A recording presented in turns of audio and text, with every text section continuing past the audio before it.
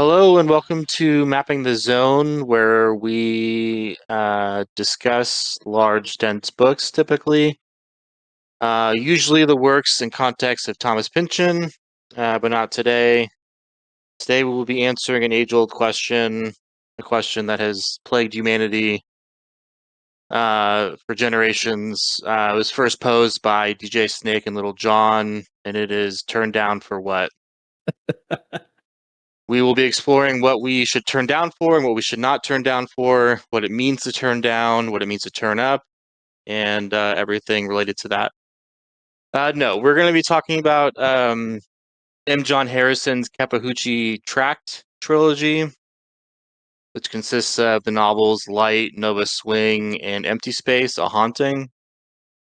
I'm going to give you all some biographical information about M. John Harrison. I know he's not super well known in America. Pretty much everyone I bring him up to, even people that are very into sci-fi, haven't heard of him. So M. John Harrison is British. He was born in 1945.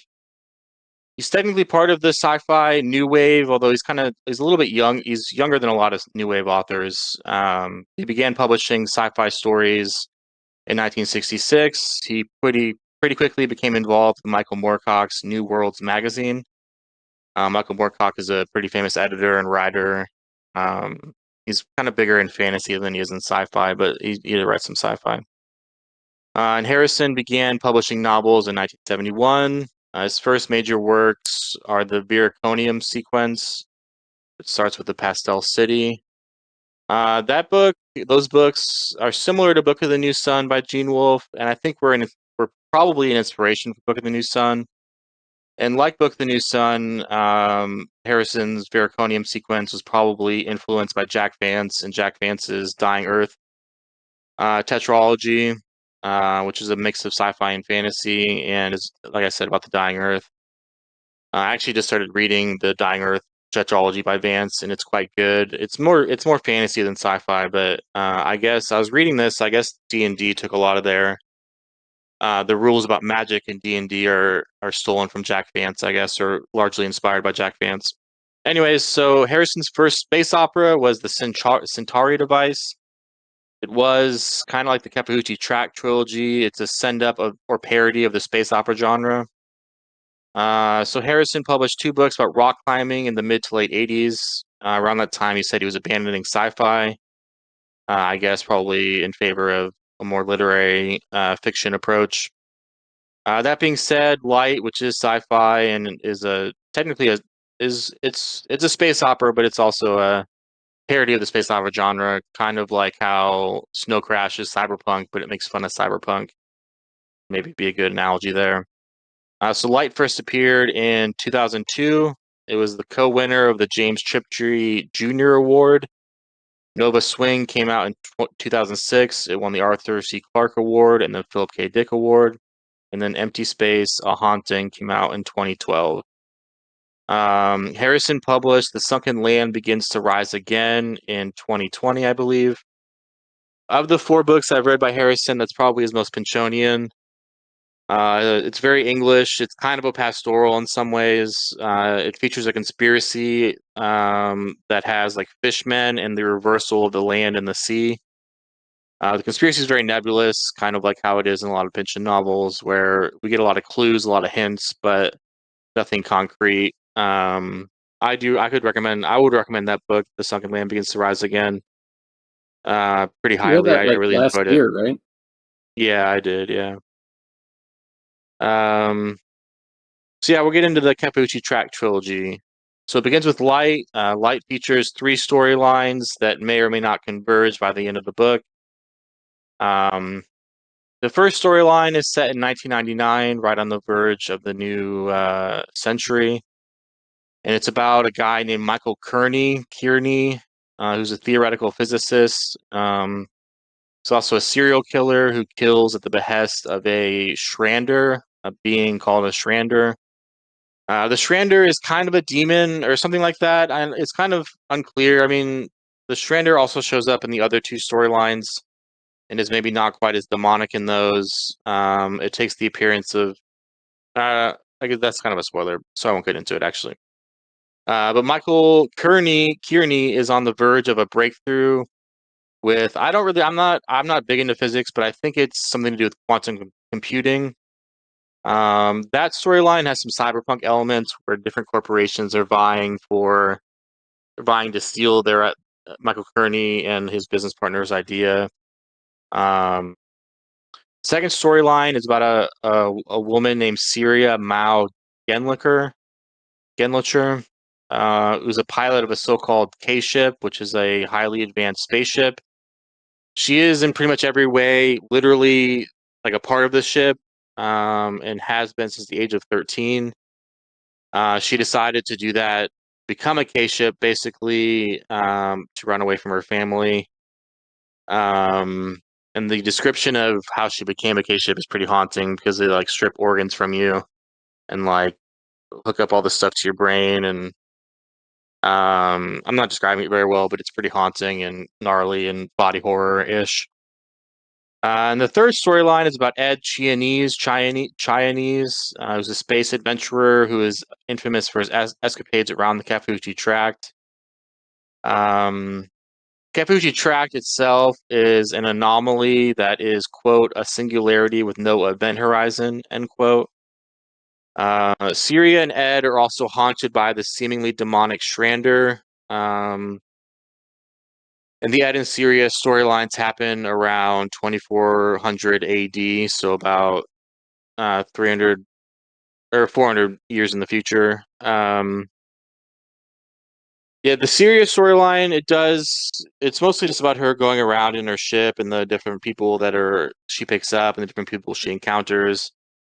And the Ed storyline, he eventually turns into like it's kind of, I think, a riff on Mormonism and it's like a parody of the creation of Mormonism because he sticks his head in like a box sort of thing and then like prophesizes as part of a circus act. Um, that's it's hard to distill the book into it's hard to summarize the book because there's a lot of different subplots and a lot of different characters. And like I said, the storylines you kind of assume they're going to converge, and they may or may not actually do so. And then Nova Swing, the second novel, it centers around something called the event site, which is a piece of the Kefahuchi Tract that fell onto a planet. The piece of the tract creates a sort of rather nebulous zone that is pretty similar to Area X from the Southern Reach trilogy. I would assume that Vandermeer has read Nova Swing, although as I'm about to get into, it's also very similar to The Zone and Roadside Picnic, which is more clear influence on Vandermeer. Um, and like in Roadside Picnic, there's groups of people who journey into the event site to gather artifacts. The novel is mostly about a criminal named Vic Serotonin. Vic Serotonin is what's called a twink in the novel, which has nothing to do with the modern definition of a twink, because a twink in the world of Nova Swing is somebody that is obsessed with and spends most of their time in a sort of virtual reality. So he prefers virtual reality to real life. But Vic Serotonin leads tourist expeditions into the event site, and it's also about the policeman tasked with stopping him, whose name is Detective Ashman. Ashman. It's Ascheman, however you want to pronounce that. So the detective is the head of, quote, site crime, end quote, and he's been genetically altered to look like Einstein and drives a restored 60s Cadillac convertible. The prose in Nova Swing is pretty next level. Some of the best I've ever encountered. It's some of my favorite prose. That being said, the book definitely places prose over plot, and the plot of the novel is pretty bare bones. The characters kind of drift around, and the detective is investigating Vic, but there's also other stuff that he's doing. Like he's also kind of investigating the death of his wife before the novel happened, and Vic doesn't seem very worried about the detective. The detective is often doing things completely unrelated to his investigation of Vic. It's also very clear that Vic is doing, and nobody ever stops him. I don't. It's all very nebulous and kind of hard to parse. That being said, the language is like super, super beautiful, and it's some of the best prose I've ever come across. And the third book is called Empty Space: A Haunting. Like I said, there's a few different storylines. One follows Anna Kearney, who's Michael from Light's ex-wife.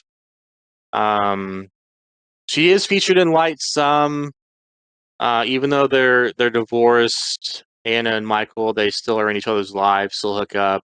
Michael kind of treats her like an on again, off again girlfriend or something, where it seems to be like he'll go over to her house and it's just like assume that she'll take him in and stuff. But Michael isn't around by the time of Empty Space. But yeah, so Anna, the that storyline follows Anna. She just kind of navigates motherhood and existence in a futuristic England. The futuristic England is not super clear until the end, kind of the last part of the novel. What's different about this England, or even when it's set? Because there are parts of it that seem to be set around time of like right now, like 2024, 2025. If I had to guess, it's probably more in the 2030s. And it's not super futuristic, but there is some differences, and there is some world building there. With there's like mention of India occupying Pakistan and different stuff like that. So then a different storyline follows Fat Antoine, a guy named Fat Antoine, These who is names are fat. really something. Yeah, Yeah, it's they definitely are. it's a little that the names are a little bit Pinchonian.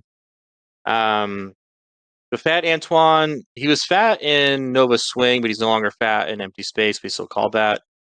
It follows him and his two girlfriends as they transport mysterious cargo around the Kefahuchi Tract. They go to different planets and visit people and have there's some interpersonal conflict with them. Um, and then another storyline is the investigation of a serial killer near the event site. It's not clear if there actually is a serial killer, and the bodies of the people that are killed by the serial killer like hang in the air and swing around, and eventually they eventually just disappear altogether. Um, it's semi implied that like the event site is just kind of doing that on its own. The event site's growing and killing people, and then setting their bodies just to kind of spin in the air and then disappear. Although there could be an actual killer, it's just not really clear. And another storyline is about a man named Rig, who's a sort of espionage agent. It's unclear if he works for a corporation or a government, but he is involved with like developing new technologies and stealing other people's technologies and stuff like that. But that storyline is centers around Rig discovering an Aleph in the tract. And Aleph is I'm actually kind of it's I think it's a Kabbalistic term. I want to say I could be wrong about that. It's the Boris letter talks of about it. the Hebrew alphabet. Yeah, Boris talks about what an Aleph is. He has a book called the Aleph, and I do think it's I do feel like Harrison has probably read some Borges, but so the trilogy is kind of a loose trilogy, as I've kind of gone over. Like some characters recur throughout, but like Fat Antoine is kind of a side character in Nova Swing, and then becomes a main character in Empty Space. Anna Kearney is a side character in Light, goes to a main character in Empty Space. Um, so it's looser as a trilogy. A lot of I think Ed Chianese is mentioned some in Nova Swing and Empty Space, but he doesn't really appear as like a point of view character. I don't necessarily think that the trilogy needs to be read in order of publication. The only caveat to that is the storyline following Anna Kearney in Empty Space will make a lot more sense if you've read Light. You could probably read Nova Swing on its own, to be honest. So yeah, Light is probably in my top 10 of books ever. I really love Light. It's my top 5 or 6 among novels I've read. Okay. And probably top 2 or 3 in terms of sci-fi novels. Um, I really love Light. It's one of my favorite reading experiences of the last year. So I'll give you all a quote from Light. It's from page 181. So human beings hooked by the mystery of the Kefahuchi Tract arrived on its doorstep 200 years after they got into space. They were errant newcomers, driven by the nouveau enthusiasms of a cowboy economy. They had no idea what they had come for or how to get it. They only knew they would. They had no idea how to comport themselves. They sensed there was money to be made. They dived right in. They started wars. They stunned into passivity five of the alien races they found in possession of the galaxy and fought the sixth, which they called the Nastic, out of a mistranslation of the Nastic's word for space, to a wary truce. After that, they fought one another. Behind all this bad behavior was an insecurity magnificent in scope, metaphysical in nature. Space was big, and the boys from Earth were awed despite themselves by the things they found there. But worse, their science was a mess. Every race they met on their way through the core had a star drive based on a different theory. All those theories worked, even when they ruled out one another's basic assumptions. You could travel between the stars, began to seem, by assuming anything. If your theory gave you a foamy space to work with, if you had to catch a wave, that didn't preclude some other engine running on a perfectly smooth Einsteinian surface from surfing the same tranche of empty space. It was even possible to build drives on the basis of superstring style theories, which, despite their promise 400 years ago, had never really worked at all. So as you can see, that is kind of making fun of hard sci-fi a little bit, at least, and kind of parodying how self-serious a lot of space opera can be. Um, it's maybe not the. I could probably have chosen a better quote from Light, but I read it like a year ago, and I didn't want to reread it. So I just kind of skimmed and found that quote. As I've already gone over, like the prose and atmosphere of Nova Swing are really astounding and beautiful and ethereal. But it's a bit derivative, of the books of Roadside Picnic, especially. It's a little bit too off kilter for me, and the plot is too thin for me. Um, and here I have some quotes written down for Nova Swing. I wrote them down because, like Cody, I guess I had an idea for a detective story, and I actually hadn't read all that much detective stuff, so I have like a little notebook where I have stuff about the detective story I've been working on. Actually, recently I started it just this past week. Nice. Um, yeah, I have about 2,000 words already. This is gonna be a short story, but so I have some quotes written down that are related to the detective and the detective genre, which the Nova Swing does play with some. They aren't necessarily the best quotes from the book, but they're the only ones I had written down. So the first one is: the true detective starts in the center of the maze. The crimes make their way through to him. Never forget, you uncover your own heart at the heart of it. The second quote is: uncertainty is all we have. It's our advantage. It's the virtue of the day. And the third quote is: this was never an investigation. It was a mess. That third quotation definitely kind of summarizes the book in a lot of ways, in that, it's rather nebulous, hard to pin down what people's motivations are. And it's just it's not necessarily confusing. It's just a little bit too bare bones and stuff, the plot, for me. Then Empty Space, I probably liked it better than Nova Swing, but it's not as good as Light, in my opinion. I have two quotes from Empty Space. Um, the water lay. This is from '87. The water lay in short serpentine reaches, black and shiny between willow and elder. The soft earth bank, stamped down by generations of ducks, was churned anew each morning by excitable Labrador dogs. Anna stood for what seemed a long time, like someone listening. Took off her shoes, tugged her white nightdress over her head, and, having bundled them together out of sight, waded into the river until she felt it push incessantly at her upper thighs. Oh dear, she thought, who swims alone at night? Dr. Alpert, who's her psychiatrist, would find it interesting. Marnie, who's her daughter, who, 7 years old, some scraps of sinewy brown nothing in a red swimsuit, had loved to be towed around in the river by her father, coming in late to meals all summer, would judge it irresponsible. Anna took one lurching step back towards the bank, then, changing her mind again, knelt down and launched forward, careful to keep the water out of her mouth. The river accepted her. It was warmer than she expected, the current amiable and slow. Midstream, a faint narrow track reflected the sky, but the shadows were bulky and like objects in themselves. She swam 50 yards slowly. After a further 30, turned on her back, then, arms out, feet together, allowed the stream to take her and float her along, past a line of poplars, between some darkened houses, through the village and out again. Windlesham, which is the name of the village, appeared drenched in starlight but condemned by its own pleasures. Litter and dog droppings, discarded paper or tissue, the bleak poached surf of the sports field with its goalposts as luminous as bone, a concrete culvert, a used condom hanging from a branch over the water, long gardens from which Anna heard quiet voices or loud bursts of music. Beyond that used space, out along reaches fringed with reeds and rushes, between long fields sloping shallowly up to woods, it was no longer the river she knew. The current strengthened. The water, its motives, discernibly its own, moved darker and heavier between the banks. Anna wasn't being swept away, but she was certainly picking up speed, while the Moroccan air grew warmer still, and the night, clear and white to begin with, tinted itself a sourceless neon pink.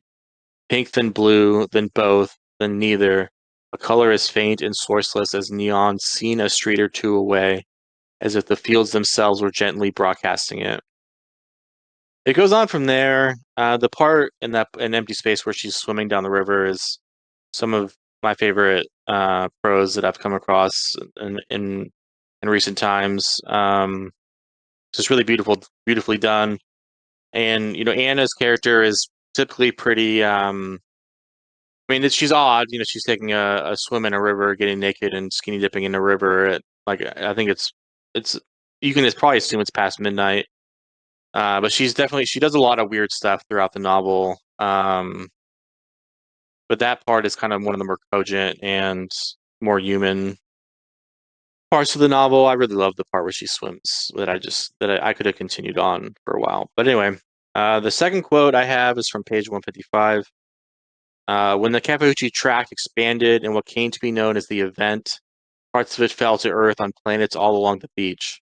Event sites appeared everywhere, sometimes in deserts or polar ice fields or at the bottom of the sea, but often alongside the cities. They were assembly yards of the abnormal, zones where physics seemed to have forgotten its own rules, expanding into the real world via a perimeter of fogs, hallucinations, half-glimpsed movements. From inside could be heard confused laughter, big music, the sound of machinery. Something was being produced in there. Obsolete objects came fountaining out. They were highly energetic and abnormally scaled.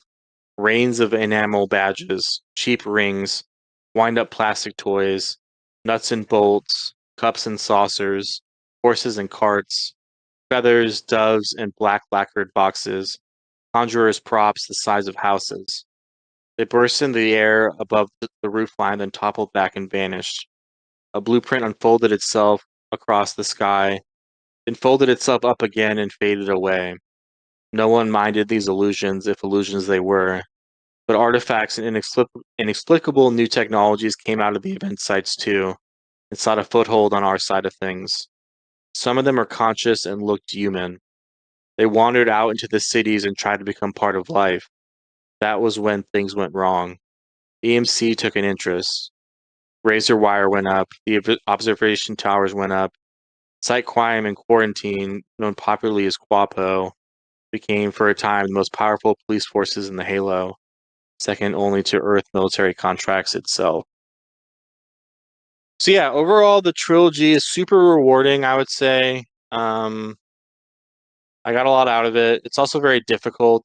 Not super difficult. It's just kind of, as I've kind of gone over, there's a lot of different storylines going on.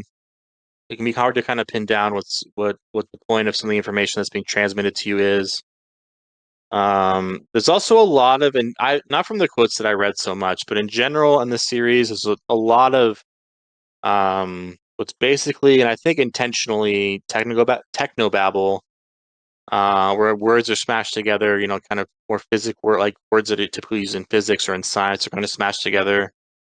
Um, it can be kind of hard to parse that kind of stuff sometimes, and if you're looking for literal meanings in that technical babble, you're going to have a hard time. And I haven't read all that much of the space opera genre, so I'm pretty sure that at least some of the comedy of the series is lost on me because I'm just not an expert in space operas. I've read a good amount of sci-fi, but not so much space operas. And to wrap everything back around to Pynchon, I would say it's Pinchonian in that the prose is complicated and beautiful. There's odd names as we've already been over. There are always in each of the books, even in Sunken Land Begins to Rise Again, there's conspiratorial elements. Also, Harrison plays with tropes from sci-fi and fantasy, and also from literary fiction, just like Pynchon does. And I would say the quality of the books is maybe not at Pynchon's level, but it's maybe like a rung below it, which is still very high praise coming from me because Pynchon's kind of the pinnacle. Um, I did a bonus episode over Gene Wolfe, and Gene Wolfe and M. John Harrison are grouped in together some, just in terms of kind of their difficulty and how, and yet how, like they're difficult, but they're also very rewarding to read. Yeah. So did you all have any questions? I actually stumbled across this book at my library like a month or two ago, I think, and I was Okay. really curious about it. I remember it was one that was I was just walking through the sci-fi section, and it was at the end of the shelf, and so I could just see the cover, and that just kind of caught my attention. So I was reading the back of it, and it sounded really good. I ended up putting it on my to read list, but I think I'm going to have to bump it up after you're talking about how good it is. I think sci-fi and fantasy has the really interesting capability to examine parts of life in a way that regular fiction sometimes can't do, just in the sense that they can play more with creating a different world and kind of manipulating how things work in that world and how technology works, and use that in ways to kind of examine aspects of life or whatever it's doing when it's at its best. uh Part of what I love about sci-fi and fantasy is the prose, like you were mentioning, the prose being really strong in these books, and that's something I really like about it, especially when it's dealing with like the world building and creating the images of the place in which the book is happening. So knowing now a lot more about this series than I did when I just threw it onto my to read list because the back sounded cool. I'm really way more excited to pick this up. I just checked actually while you were uh, covering all of that, and it's the 3 copies that my library has are all on hold, so I have to wait for a little bit to get it. But hopefully that won't be too terribly long. I do wonder though, without obviously diving into any spoilers, does it tell us what we should or should not turn down for? No, it doesn't actually. Oh, It okay. does not address turning down So or turning up. I have to search elsewhere for the answer to that question. Okay. But no, it sounds great. I didn't even realize it was a trilogy until you mentioned that. So that makes it even more interesting. But yeah, that's awesome. I'm glad you brought this up because now I'm really excited to read it. Yeah, sounds good. What puts Light into your top 10 books you've ever read, top 3 sci-fi you've ever read? That's a good question. I mean, the pros. I don't think the pros. I think from the pros from Empty Space I read is really good in my opinion.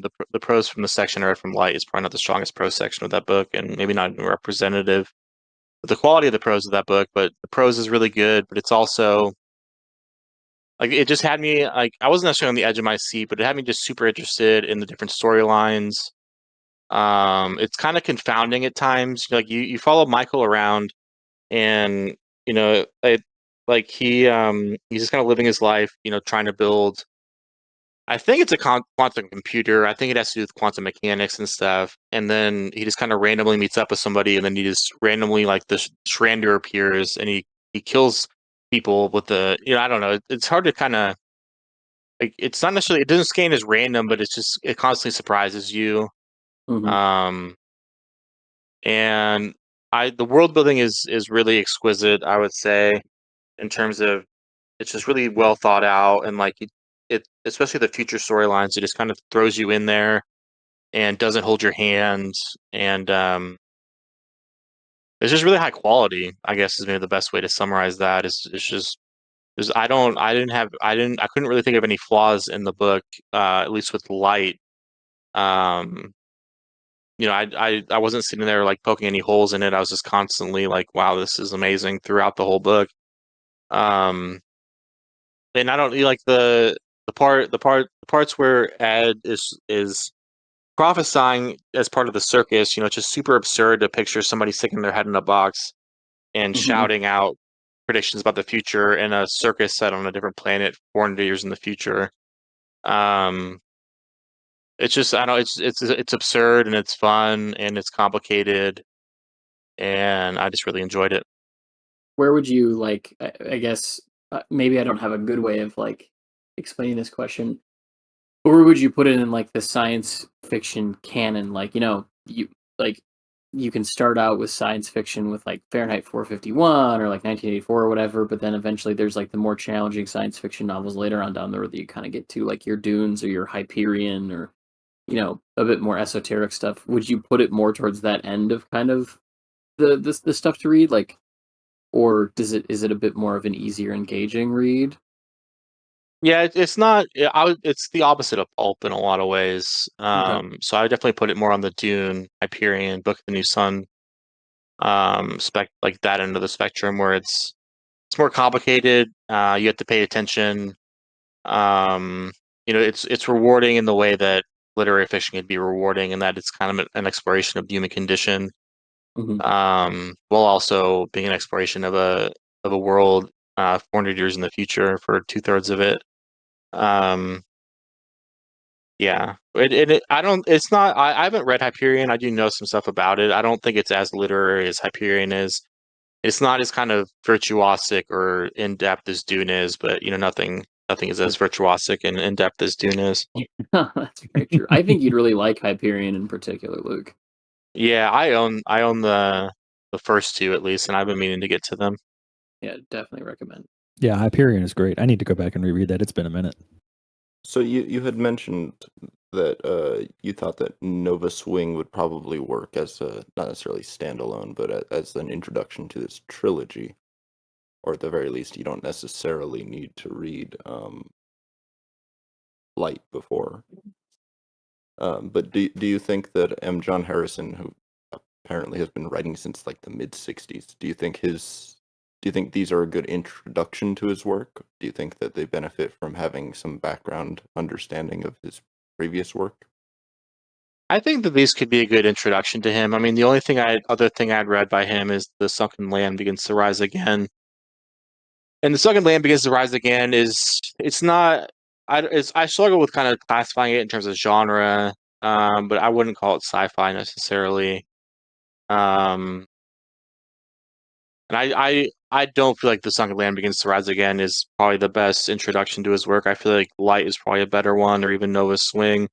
I wouldn't start with Empty Space either, but I do think that Light or Nova Swing is probably, of the books I've read, um, going to be his best introduction.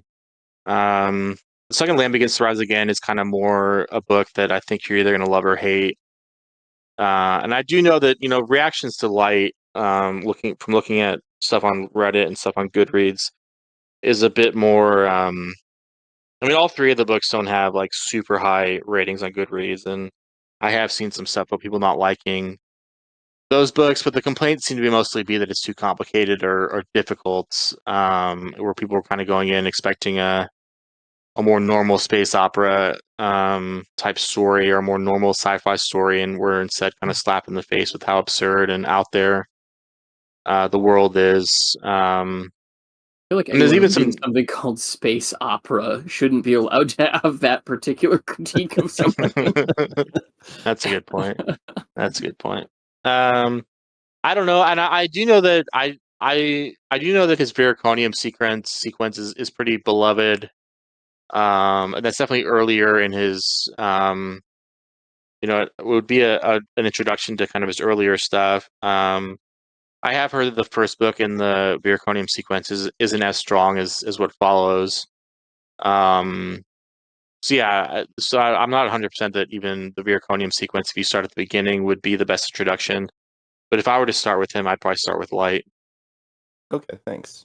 It is interesting that, in general, his books are not well received because I just happen to have seen people talk about Nova Swing a lot recently for some reason, and they've Oh, all been like incredibly uh effusively positive about it. So that's I fun. think because I saw the same thing on Storygraph.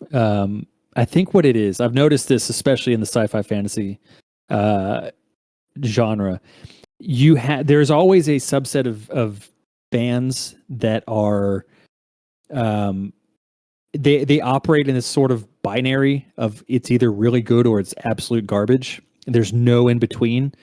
And there's a tendency, I think, within the community to focus on authors that are established and that they like, and they will upvote those authors or rate them higher only because it's that author, and anything that's not that will get trashed and kind of brought down. Not necessarily review bombing, but kind of similar to that. So I think maybe that could have something to do with it, because like Luke said, it is a more challenging read, and a lot of if there's people in that community that don't want something that's challenging, they just want a straightforward space opera or a straightforward fantasy story that has to kind of be on rails to a certain degree, and if it's not that, they will automatically just dismiss it, and that kind of becomes this cascading thing where a bunch of them will do that. I think that might be the case with this. It may be a little bit too cerebral right now, and I think maybe in time you'll have a situation like with like with Gene Wolfe stuff where people will come around to see it and be like, okay, yeah, it is challenging, and it does require more from the reader, but it is incredibly rewarding as a result. So time may be kinder to it than than it's being right now. Yeah, and M. John Harrison, it did, I think, in the '90s, receive an award for like his contributions to the sci-fi genre, and the award was specifically for people who had contributed a lot to the sci-fi genre but hadn't experienced a lot of commercial success. I don't think M. John Harrison has ever really sold all that well. Where I have found his books in used bookstores, some, but he's not as ubiquitous as a lot of other people. All right, so that does it for this episode of Mapping the Zone. Thank you for joining us. I'm Luke. Goodbye. Bye. Bye. Bye.